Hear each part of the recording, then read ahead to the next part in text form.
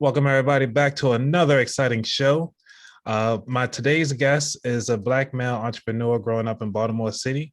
He has experienced daily challenges as a Black entrepreneur, and especially as a single dad of six.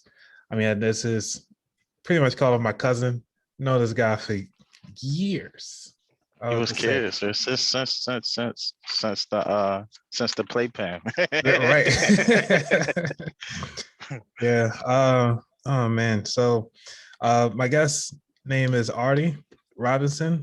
I just want to thank you so much for coming on the show because I mean, I've been seeing you grinding all the time, and now I actually have a platform to bring you on to kind of shed the light to me, our family members, and also to the rest of the folks that are out here that trying to get into other different industries, trying to start up different businesses, and just pretty much get a full understanding of their financial notebook. Because on the show, I do talk about trying to get strategies and giving back as much as possible. So I want to thank you so much for coming on, sir. Thanks for having me. Yeah. So yeah, because I know you do trucking. You also do you did entertainment for quite a bit. You also did like some video stuff and everything. So can you just dive into how you got us started?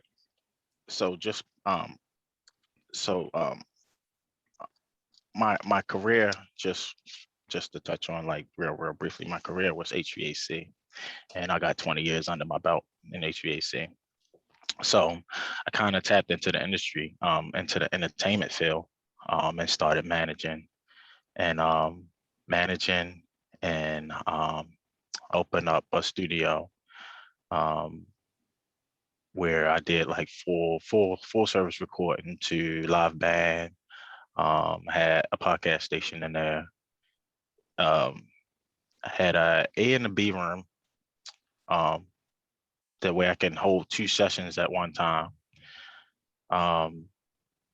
Managed, did artist development. I pretty much, in my entertainment company, I formulated a team to where as though I was able to give opportunities to individuals who had passions to shoot videos and edit videos, because I had all the professional equipment, and if they came to me and they want to work, yes, I definitely presented the opportunity to them. And the same way, same goes for engineers, artists, and pretty much anything that came under the entertainment umbrella. Nice. So what got you out of you say you've been on HVAC for like 20 years? 20 years, yep. What got you into that? My dad. Okay. So it was something my dad was doing. And I remember being 16, it started out as a summer job. I came and worked on his job for a summer job. And like once I finished school, it was like, that's what I knew. So I knew it was easy. I knew all the people there. So when at a company called Medicon, I was able to go like right and work, because I had been doing it for a couple. I started doing that probably like within my first 3 or 4 months. I kind of mastered the craft. So, like I said, when I went back, once I'm done school, it was nothing to get a job. So I started working there, like full time. The company ended up putting me through HVAC school. I went through school, did 4 years of school with them, got my license. Then I was on to making the big bucks, not necessarily the big bucks, but more than what I was making when I started out. But yeah, hold on. Man, we were talking about my HVAC. Yep. So that's what we're talking about. Yep. All right, I'll edit this piece out. You spit right. Oh, you started it. You started it already. Oh, okay. All right, yeah, I got it. Yeah. So you're talking about the HVAC part of it. Yeah. So like I said, at 20 years under my belt, My dad, the one that got me into it. And basically, when it comes to myself, pretty much anything I touch, I dominate.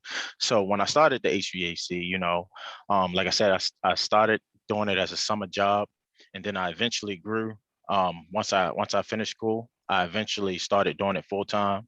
So like when I started doing it full time, probably my first 90 days, I was like past I passed a lot of guys that was there for like 10 plus years in skill, not only in skill, but in pay as well. Wow. So yeah, so I did that. I worked for that company for like 7 or 8 years. Oh wow. Jesus Christ. It's just don't want to let me be great. That's the little mount. It takes a moment. But anyhow, I worked for that company for like 7 or 8 years, something like that.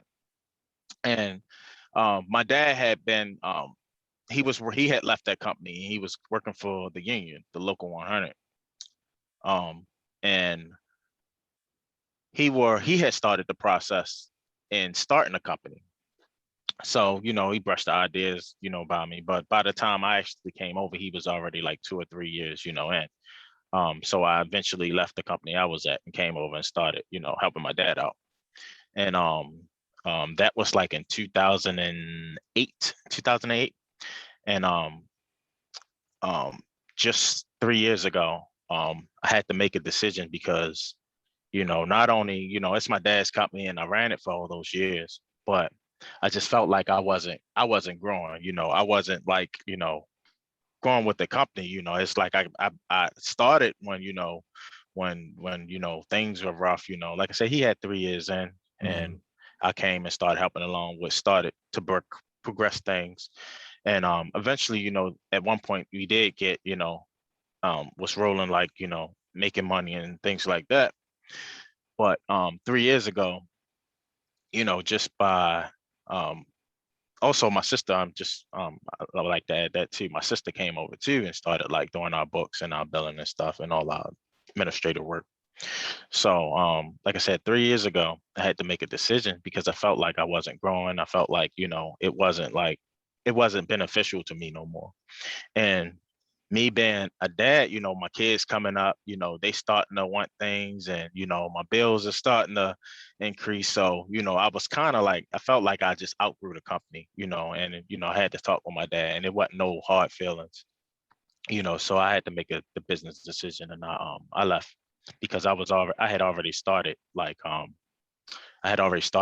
driving part-time, and I was like making more money part-time than I was, on Wow. my full-time. So it was like, Yeah. yeah, you got a decision to make because, I got kids coming up, and, my son's in private school. So that wasn't no cheap bill right there. So I definitely had to make a decision.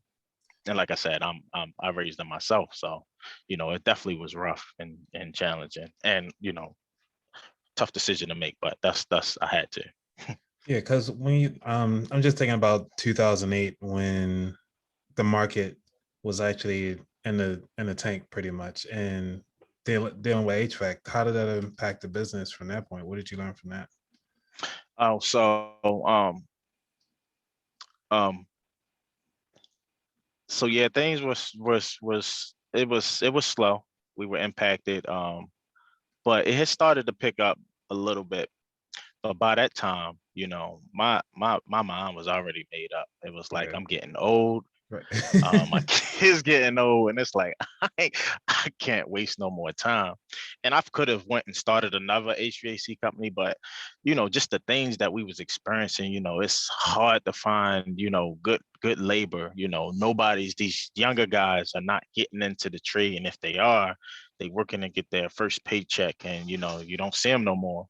So that's something. And then not only that, I see a lot of our foreigners starting to dominate the industry. They Really? coming in. Yes, yes.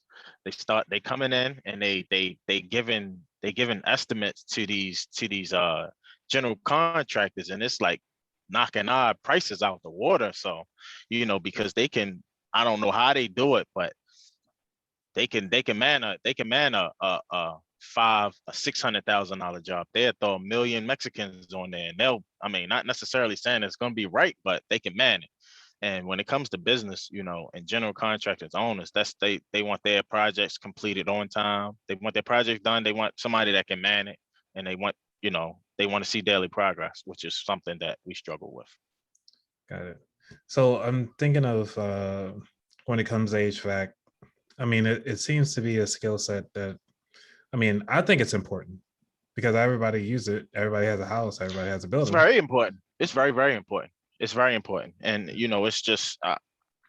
it's just something that's not going nowhere, because buildings are always been built, especially with technology, the systems they got now, ductless systems, and oh man, it's never going nowhere. Okay.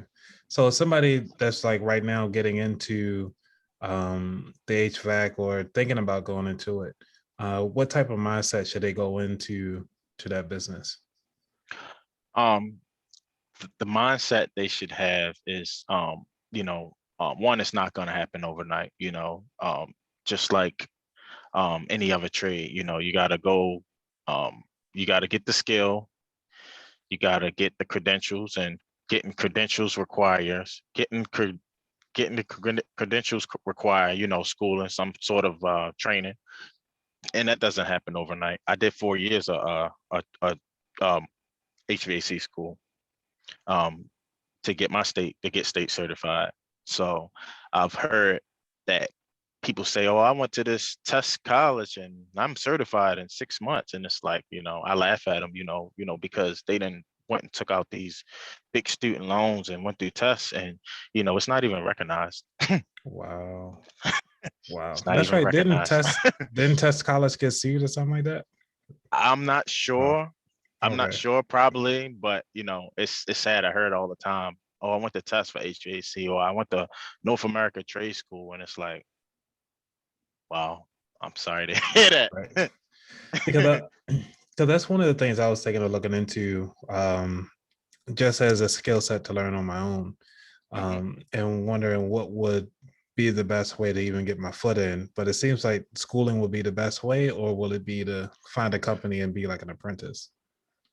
Definitely find a company and be an apprentice, because that way you can while you're an apprentice, and you can actually earn money, as opposed to, and there are some companies that will pay for you to go to school, as opposed to you paying and then you got to find a company to work for.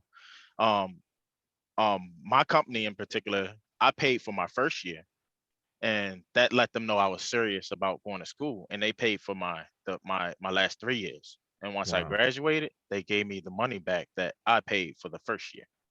that is awesome. So So it was like it free was free. schooling, man. But you had to show that you were serious. Mhm. So when I started school, it was a good 20 of us, 9 of us graduated Out of 20? out of 20. Wow. Okay. Yeah, because I got all these student loans right now. I'm just thinking like, and a lovely 4 years to have somebody pay for it. I mean, that's what you call leverage right there. Yeah, Yeah. absolutely. So with that leverage, you did all the HVAC stuff. You started finding out your other venture. What was that next move for you at the HVAC? Well, I was kind of doing HVAC and entertainment at the same time. Um, Due to the fact that all my family, I love music in general, and all my family, they like, they're into music, they're actually artists. So I was kind of like the one that like laid down the foundation, to Mhm. like start making things happen, as far as like um equipment to record on, the place to go to record, to if you wanted a video, if you wanted to be, I had started like networking with like other people who do music, not just throughout the city, but I was traveling, state to state, just networking, building relationships, and what kind of happened was, um my circle of cousins that I done it for, it's like once I started and I started, investing my money in it, they kind of like fell off. Wow. So they fell out the picture. So it was like I'm already knee deep in. So yeah, I gotta yeah. So I did. I started managing other artists, and I made a good deal of money. But what where my entertainment company took a big hit at.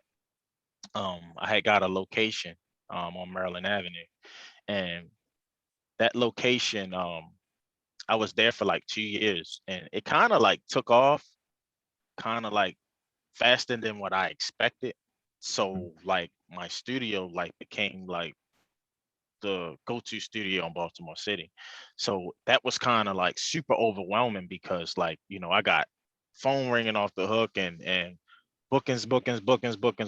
And it was like, geez, I wasn't prepared for Right. this. And the people that's supposed to have been, helping me out that I did this for, they kind of like just fell out the picture. So, I then had to start, like recruiting new people to help me because I can't do this by myself. So I did just that. And um what I learned um just by doing that was it was it was a bunch of people that you just couldn't that just wasn't ready for that position because like I was going through engineer after engineer after engineer. um and then when I got one that I fairly liked it, he was with me for a while. um and then he eventually started stealing money and stuff like that. So that's what a lot of things I faced with the entertainment. Just like, I'm not able to be at every place, watching everything. So you got to put people in position to do so. So where I took my big hit was it was a lady that owned a Mexican restaurant, probably like a block up. Mhm. She had notified the guy I was renting from that, she was like the space and she was possibly interested in renting it, so she can do a second restaurant. And the guy I was renting the building from, he came to me, he said, "Oh man, um, basically telling me her business opportunity, what she planned to do. And um, when my lease was over, he probably wasn't going to renew it Right. because what she was offering him, Yeah. he would be a fool not to Yeah. accept it. Right. So he said, um, I'll put y'all in contact because she is willing to compensate you, for leaving and for wanting the space. So I'm like, oh man, this is like the perfect location. I was in like the Micah community. Right. It was like the perfect location. I was in between East and West. I mean, So it for was just Micah, for people who don't know, what's Micah? that's the um that's The Maryland. the Maryland Institution Art. uh Yeah, I think I'll put it in the show notes. it's the it's the it's the art schools for Okay, Maryland. got you. So So that's like that made everybody perfect who know sense. Yeah, graffiti, with graffiti hall, all that area, the arts area. that's right. Because didn't Tupac go to Micah? I thought he went to Well, he I went thought he went somewhere. to the Baltimore School for Arts.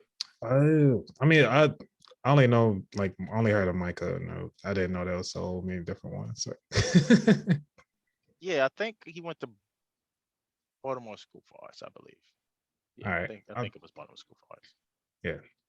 All right. So I'm sure everybody gonna get on me on what school you went to, but it's fine. But man, so you were actually right there at the heart of the artist. The So it artist. made sense for them to come to you for video, engineering, the art, the actual, if they want to get on the mic and actually produce some And, content, and if they wanted to be on a podcast. even on a podcast, just Yep. like this one, right? Yep. I'm sure you had a better setup than what I got. So, um, man, so how did that wind up ending? Did you actually work it out with her, or what happened? I did work it out with her. She compensated me pretty well. Um, and I moved probably like after I didn't even stay there my full term because she gave me like I think she gave me like $8,000 Mhm. to leave. You know, she was willing to pay, the remainder lease term that I had, if I left right away.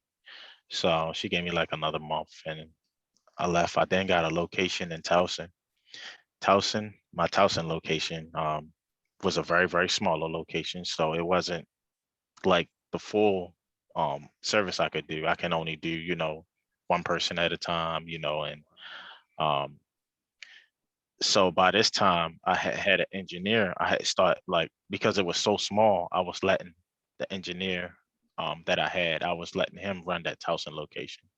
Okay. So I was rarely there. Um I was busy working on trying to get, find that one that I had, like the one Mhm. I had, that space. Christ, I had like 1,600 square foot, pretty big building. Yeah. Um, and I was out looking for that, and it was just like impossible. But probably like 3 weeks into Towson, I ended up getting kicked out, and Dang. Like yeah, they I don't got want you to kicked out. win. Nobody wants you to Yeah, they win. want me to win, so I got kicked out. I got kicked out due to a session that my engineer had, and something happened. Yeah, I got kicked out. So I then moved to a place. I got a little location on Bel Air Road, fairly bigger than Towson, but still small. So I was there for a while, and I kept getting the cops called on me there. For what though? Like dumb stuff? Just the noise, the noise. Oh, Yeah, I kept getting the cops like every night. So it was like, wow, like this can't be right. this can't be real. And then, like, I wasn't even, I wasn't getting the business I was when I was down on Maryland Avenue. So, some people did come up to Towson. Then I attracted some new clients, Mhm. because of the college. But like I said, I got kicked out of Towson. But the Bel Air Road location, like, when people would call and book, they was like, "Oh, that's too far." It's like, it's too far. It's not. Right. And I wasn't getting the business, so I was barely making the money to pay the bills. Mm. So I had to make a business decision. I actually still have the building, so I kind of like subleased it out. Um, so that's what happened with that. And so now, I don't physically have a location, but I still consult artists. I don't manage no more because I've lost lots of money managing. Mhm. Um, um, when it comes to entertainment, as of right now, the DJ, the DJ side has a tend to be real, real, real popping right now. Okay. So Yeah, I like interviewed a everybody's, DJ recently. yeah, Yeah. huh? I interviewed a DJ. Oh, did you? Yeah, for the show, and I call him my DJ. He's Uh-huh. at every gig or whatever. He's always there. But Yeah, so it about really took off during quarantine. Everybody was having little secret quarantine parties secret. and So how does that work during quarantine? I know you say you're doing like secret ones, but also what about the streaming ones where like they can just have a couple speakers and then you stream to them, or how did that work out for you? that's interesting. Never did one. Okay. Never did one streaming wise, like you go to commercial break and you have your DJ play some music. Yeah, I yeah. never, yeah, never entertained that.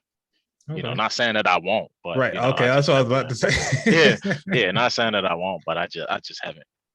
Okay. Well, it's good that you're still open. So when people can find out, reach you, you know, Yeah, absolutely. make sure to make that happen.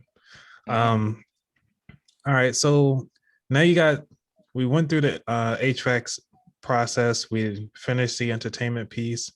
Hmm. And now you pretty much a solo dolo with the DJ piece. Hmm. So what's next on your plate? What you got? So right now I'm just trying to like I said, I still do DJing. Uh I focus on right now building my trucking company, which Okay. I'm 4 months in.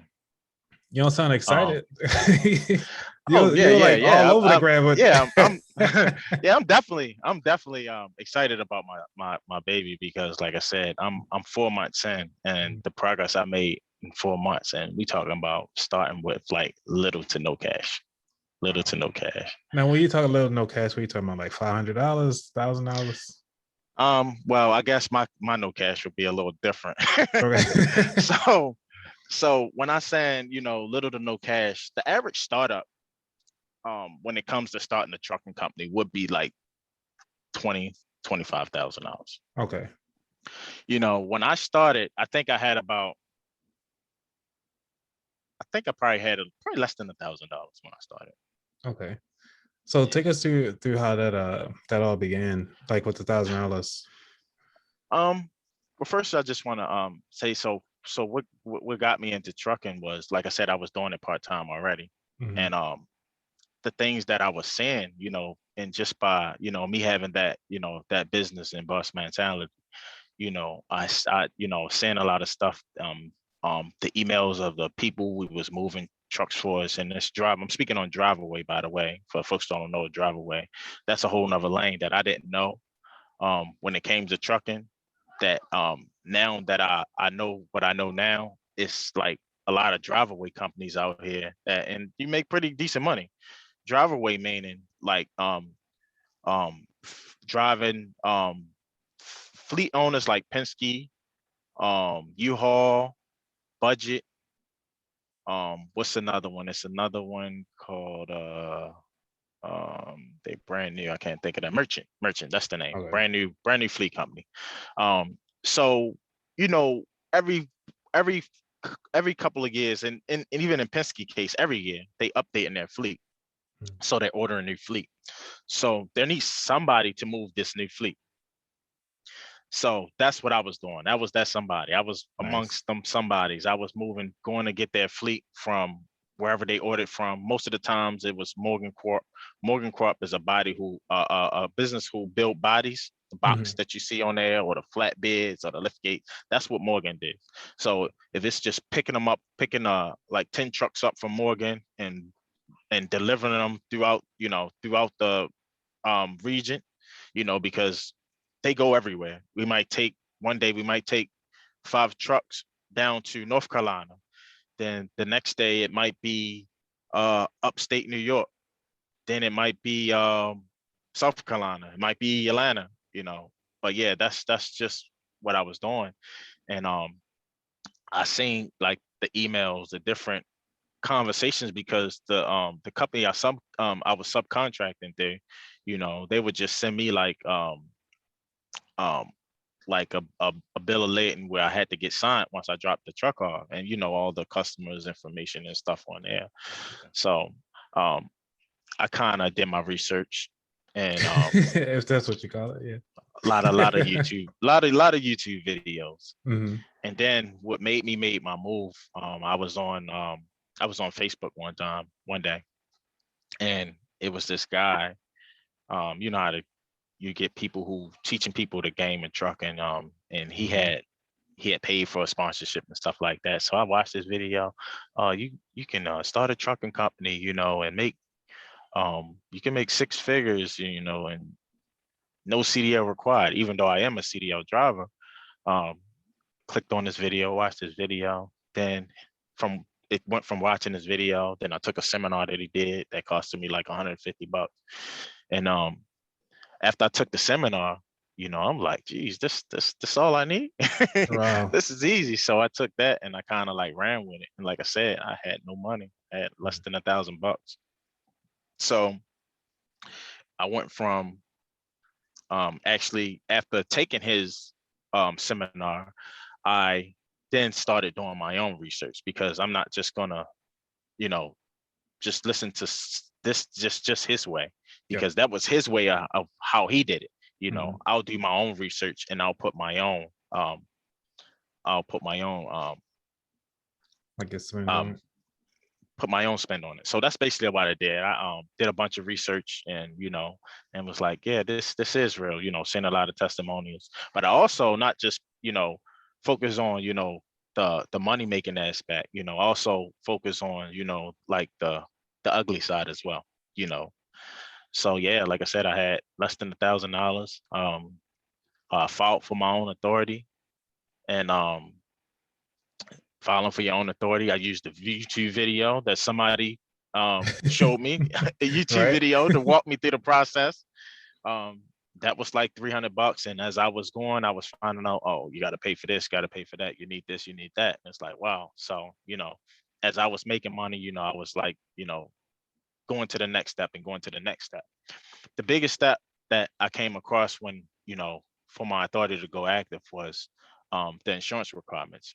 Mm. So you're required to have um, insurance, before you can go active, before you can get an active DOT MC number. And I was getting quotes for like $5,000 and $6,000 down, 2,000 a month. I was like, oh my God, Right. it's gonna take me a long time to save this up. So I was able to take one of the credit cards, and I got a good quote. I think I ended up putting like $3,000 down, and I paid like 1780 a month, Oh, just that for ain't my bad. one truck. Yeah, That ain't bad. yeah. So I was able to finance a truck, which, by the grace, because I know I didn't speak on, entertainment company forced me into bankruptcy. I know I didn't speak on that, but it definitely forced me into bankruptcy. And I was able to finance this truck, 5 months out of bankruptcy. Wow. See, and that's one of the things that they don't talk about is the paperwork Yeah, behind the yeah. scenes, right? Exactly. Yeah. Exactly. Um, um, but yeah, just rewind just a little, just a little bit. Yeah, but being as though that I shut down my location for my entertainment company and the rest of the locations didn't work out, all those lines of credit, and I learned I'm taking precautions with my transportation company now. Mhm. All those lines and credits and things, and it was all in my personal name. I didn't put it in my business name. Oh man, so you're taking a big hit. Yeah, I took a big Wow. hit. I was like Okay. $32,000 in debt. Jeez. Yeah, forced Okay. me right into bankruptcy. Almost lost my house and everything. Mm.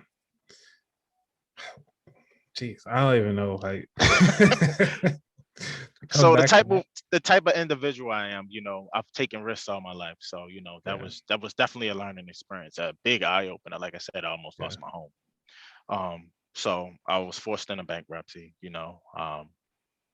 I filed bankruptcy. So got a Now, did you clear do head as of chapter 11 for yourself, right? Chapter 11 or I did chapter 7. It's chapter total 7? liquidation. Okay. Yeah. That's good to know. Because some people do different ones. I just wanted to make sure that the people that are listening know which one to Yeah, help the structure. absolutely. Chapter 7, total liquidation. You ain't gotta worry about ever paying nothing back. You Mhm. can just, start building immediately and get right back to, your normal life.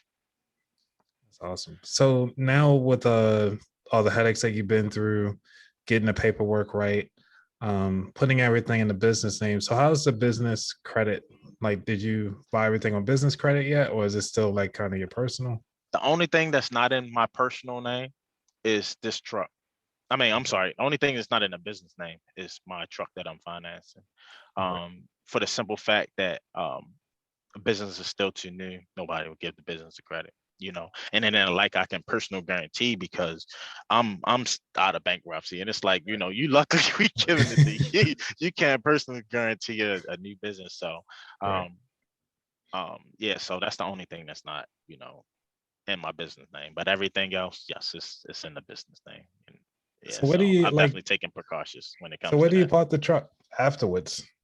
Said it again. So where do you park the truck afterwards? Like you got like a graveyard, not a graveyard, but like a parking So lot. right now, I park my truck at my home, Okay. which I'm in the process of I got a few um um businesses I can park at, but being as though like sometimes like I'm doing a house run for my using it for home, I don't be wanting to run up to um 20 miles away to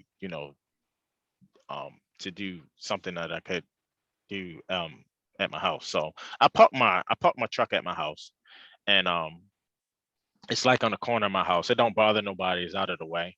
Okay. Um, but yeah, that's why I park it at.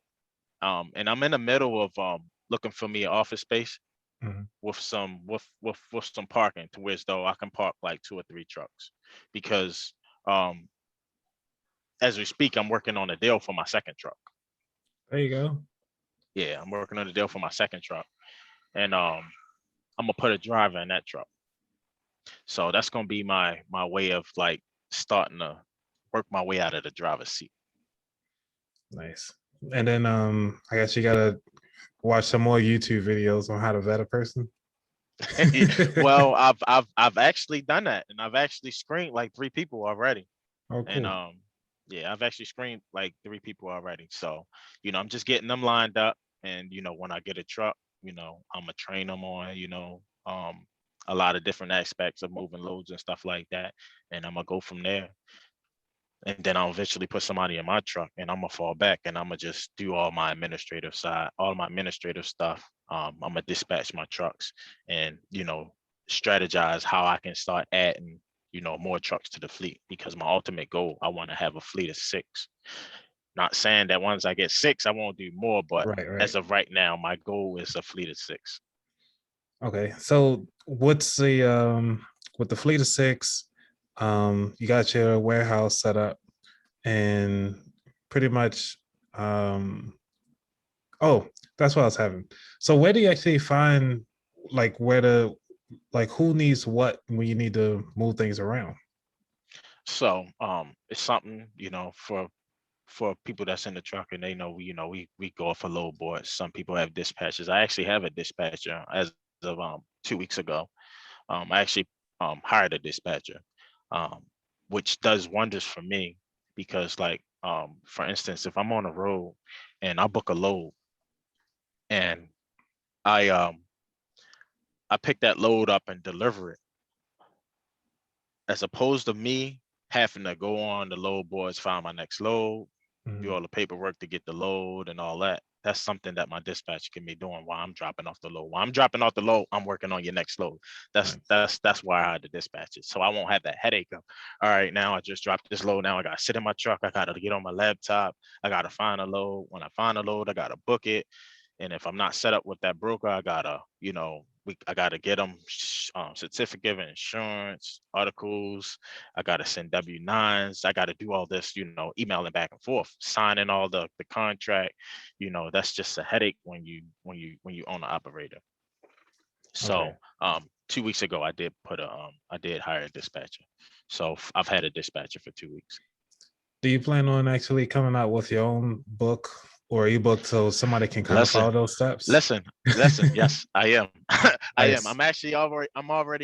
I got 2 guys in Pennsylvania. I'm actually, consulting them on they're trying to get started.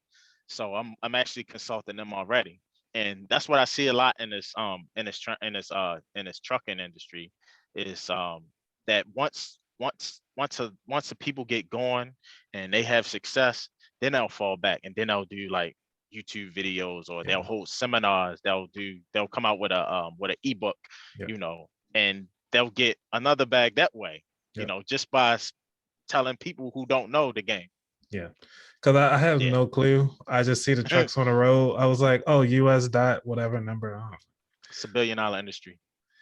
Yeah. And then one of the reasons I got into it, because I can make 6 figures easily. Like I said, Nice. I got 3 of my kids drive now. Wow. So I have car payments for them. Mhm. I got one. I got one that's in private school, which I pay a nice amount a month for him to go to Curly. Um, um, and I got 2 of them that's great to start driving. So you figuring like, I got my kids alone. Right. Yeah, the bills is one thing, but my kids alone. Right. But I spoil them because they are good kids. They Yeah. are good kids. Even though my oldest one a little knucklehead, but yeah, they are good kids. Yeah, they are good That's awesome. kids. Yeah. Yep, I mean, they didn't ask to be here, but you gotta be here absolutely. to provide for them. So Yep, they said yeah. absolutely. Yep. All right. I know we dived into a lot of stuff. We talked about a little bit about your future as well in the next 5 years. So within the next 5 years, where do you actually see? I mean, we already talked about for your business, but what do you see for like your family at this point, for yourself? So the next 5 years, I definitely ready to build my house outside of Maryland. I'm not sure where I'm going. I'm just gonna have that conversation with my kids this week. Where exactly do they want to move to? But I'm ready to build. and kind of like prepare myself to start, retiring, because ultimately my business gonna, this transportation gonna, start making its own money, Mhm. working for itself, to where so I can just probably spend a few hours a day, checking my books and stuff like that, making sure, nothing's getting out of whack, and I can just live. That's good. Yeah. Awesome, dude. So is there I mean, for your kids, is there something you want to say to them when they actually listen to this episode? Um, well, all my kids know they're great kids. My daughter's gonna be probably the second person in the family to go to college. Hey, there you go. Yes. Yes, we got so many offers. We haven't made a decision yet, but got so many offers. She wanna go, one of her choices was West Virginia. It's another college in Alabama. I forget the name of that. And she got like five different ones that she picked from that she want to go to. But here shortly we're gonna be making the decision and announcing this on social media. Yeah, so I'm Nice, nice. excited about that. I'm real excited about that. I got a kid that's actually going to Hey, college. there you go. Right. Yeah, she's actually, I call her my twin because she hustled like me. She works, she saves her money, and she's definitely a female version of myself. What is that?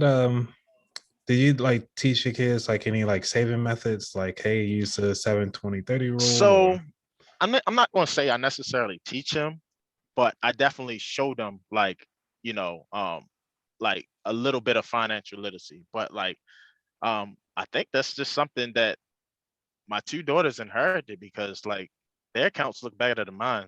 okay.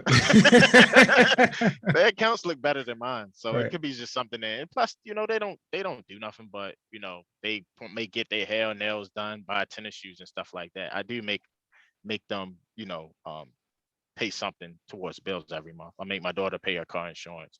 I make my other daughter give me like a couple $100 just for the household. Mhm. Um, but that don't hurt them because they're just working and they're saving their money. And, That's good. they do a lot of Uber Eats. I know that. But, But other than that, like their accounts look better than mine. that's good. That's good. All right. So is there anything that you want to share with our guests before we move on to the final four questions? Um, if it's something that you something that you want to do, just do it. Just do it. Don't make no excuses. Just do it. Don't let nobody tell you you can't do this or this ain't gonna work, because I deal with that a lot. Well, how you gonna do this? How you gonna do that? I don't know. I just do it. I like it. Yeah, because I do get that a lot with this show. They was like, "You started the podcast." Yes, I said I was started when I started the podcast.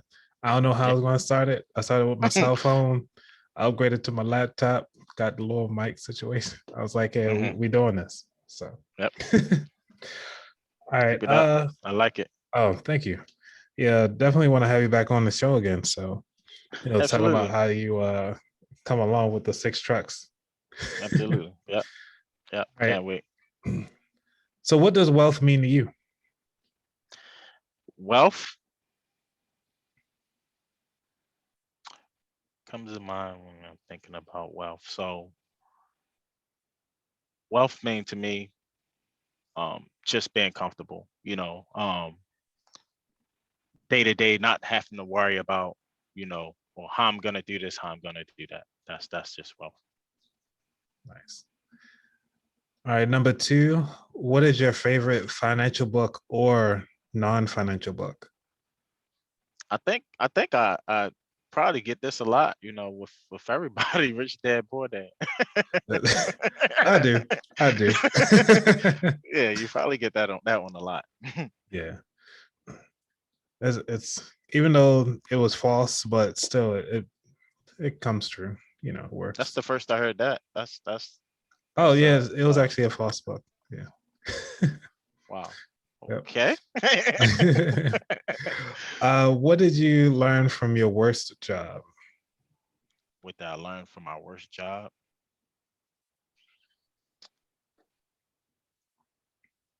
Never to let anyone dictate what you're currently doing or your future.